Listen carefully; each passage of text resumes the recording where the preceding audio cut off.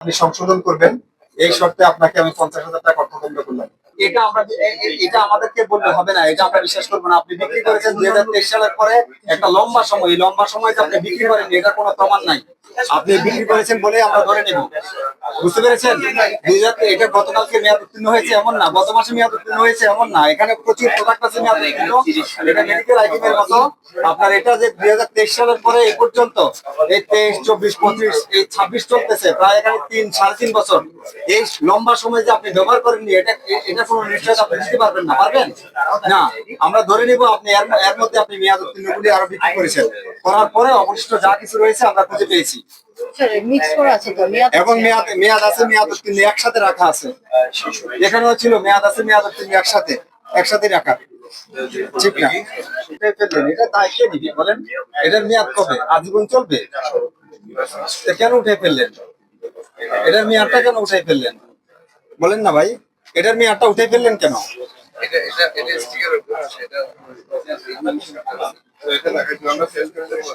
না না, এগুলা কি সেল করবেন না?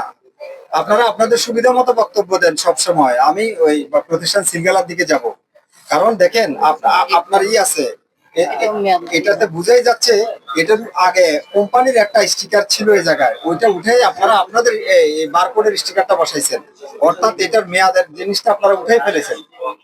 সত্যিটা বলেন, এখন এটা কত বছর চলবে? তাইলে আপনার স্টিকারের পর তো এটার আর মেয়াদের কোনো লিমিটই নাই, আনলিমিটেড। মানুষের তো ক্ষতি হবে, আপনি বুঝতে পারছেন মানুষের যে ক্ষতি হবে।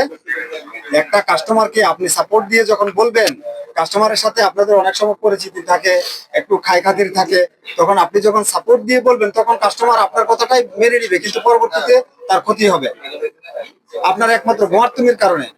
এটা তো আমি বলতে পারি এটা আরো 5 বছর আগে মেয়াদ উত্তীর্ণ হয়ে গেছে।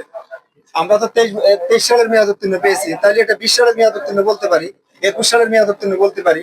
এটাতে মেয়াদের যে স্টিকার এটাই আপনারা ফেলে দিয়েছেন। এরকম একটা দুটো না, অনেক অনেক অনেক এরকম অনেক। দেখেন এটার মধ্যে নাই, এখন আপনারা এটার মধ্যে স্টিকার বসাই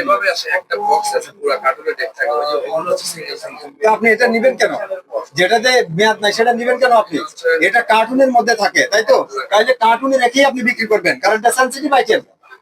কার্টুনে যদি মেয়াদ থাকে, কার্টুন থেকে এটাকে কোনোভাবে ডিটাচ করার কোনো সুযোগ নাই, আছে?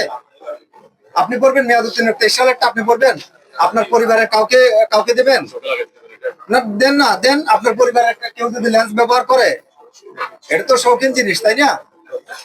শৌখিন জিনিস না? আপনার পরিবারের মা বোন কেউ যদি ব্যবহার করে, তাহলে তাকে দেন না, ব্যবহার করতে দেন 23 সালেরটা, তা তো দিবেন না। কিন্তু মানুষকে দিয়ে দিচ্ছেন। আপনার এখানে আছে 23 সালের পরে লম্বা সময় ধরে আপনার এখানে আছে, অর্থাৎ আপনার এখান থেকে বিক্রি হচ্ছে, এটা মানুষের কাছে এটা পৌঁছে গেছে, ঠিক করেন নাই কাজটা। এই জিনিসটাই বলছিলাম যে এগুলোর ক্ষেত্রে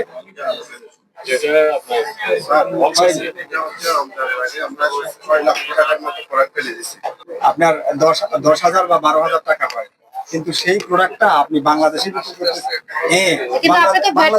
বাংলাদেশ, তাহলে ইউএসএ থেকেও দামি দেশ হয়ে গেল বাংলাদেশ থেকে। তো তাহলে আপনি ইউএসএ থেকেও আপনি এই এক্সপেন্সিভ কান্ট্রি বানাই ফেললেন। আপনার যেটা ইউএসএ বিক্রি হয় $85, বাংলাদেশে ভাই আপনি শোনার আগে আপনি বলছেন 1 বছর ইউএসএ তে যেটা $85 বিক্রি হয়, আমরা এখন ওয়েবসাইট থেকে বের করেছি, শোনেন ভাই, $85 ইউএসএ তে পাওয়া গেছে, আর বাংলাদেশে বিক্রি করতেছেন আপনি 21,000 টাকা, অর্থাৎ আপনার 85,000 থেকে দ্বিগুণ হয়ে গেছে।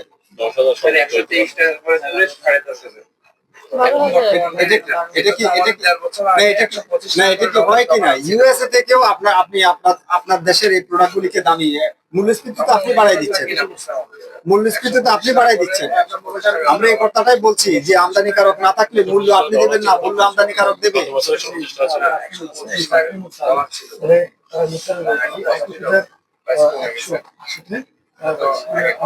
আমরা 120 টাকা ধরেছি ডলার হিসাব করে আমরা।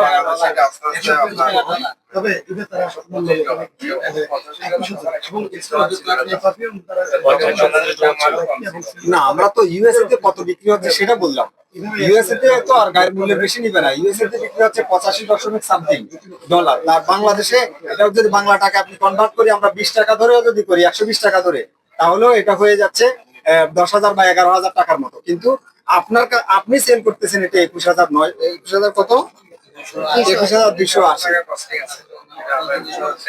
আপনি দেখাইতেই তো পারেন নাই।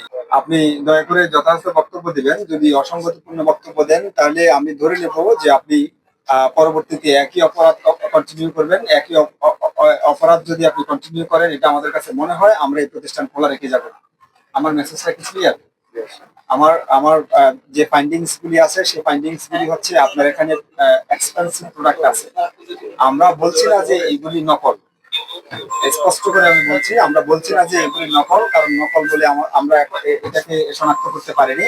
কিন্তু আমরা এটার উৎসস্থল আমরা খুঁজে পাইনি, কাদের থেকে নিয়ে আসছে এটার কারণে যেটা হচ্ছে, একটা ঘটনা হচ্ছে আপনি ওভার প্রাইসিং করছেন, এটার একটা সম্ভাবনা আছে। এবং সেটাই হচ্ছে ইউএসএ তে যে প্রোডাক্টটা বিক্রি হয় 10,000 11,000 টাকায়, বাংলাদেশে সেটা বিক্রি হচ্ছে 21,000 টাকায়। এটা দ্বিগুণ করে ফেলেছেন। ইউএস এর মার্কেট থেকে আমার মার্কেটকে আরো বেশি ওভার ভ্যালুড করে ফেলেছেন, আরো বেশি এক্সপেন্সিভ করে ফেলেছেন। এটা ঠিক হয়নি। আর এরপরে হচ্ছে আপনার অনেকগুলি প্রোডাক্টের মূল্য আপনি বসানেনি মূল্য, এবং অনেকগুলি প্রোডাক্টের আমদানিকারক ট্রেসিবিলিটি নাই। আর অনেকগুলি প্রোডাক্টের হচ্ছে যেগুলি সেন্সিটিভ চোখের লেন্স হিসেবে ব্যবহার করে আই ডেকোরেশনের জন্য, সেইটাকে মেয়াদ উত্তীর্ণ হয়ে গেছে 2023 সালে, 2024 সালে। এবং অনেক প্রোডাক্ট মেয়াদ আছে, মেয়াদ নাই, একসাথ করে আপনি রেখে দিয়েছেন। বলেন এগুলি আপনার যে মিসম্যানেজমেন্ট, এগুলি কি আপনার ভুল হয়েছে কিনা বলেন?